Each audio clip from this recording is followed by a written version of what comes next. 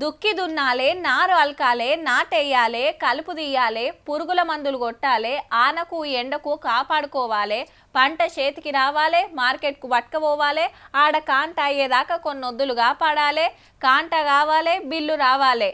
గింత కథ ఉంటది రైతు పంట పండించి అమ్ముకుంటానికి. గింత చెమట తీసుడు ఆష్టమా అనుకున్రేమో, గీళ్ళేం చేసిండ్రంటే నాట్లేసింది లేదు, పంట తీసింది లేదు, ఒడ్లు కాంటా పెట్టింది లేదు, మిల్లుకు పంపింది లేదు, అసలాడ భూమే లేదు. కానీ కాగితాల మీద 2 కోట్ల పంట తీసిండ్రుల్లా.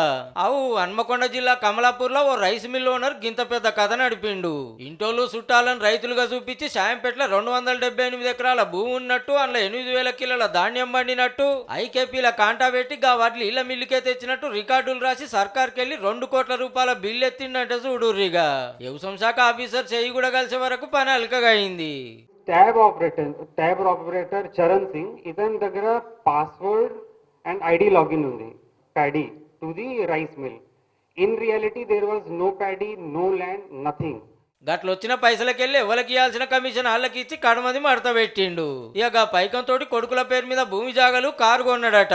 అయితే సివిల్ సప్లై శాఖ ఆఫీసర్లు చెకింగులు చేసి రికార్డులు మారేసేటోరకు ఉత్తుత్తి రైతుల భాగోతం బయటపడి 11 మంది అరెస్ట్ అయిండ్రు.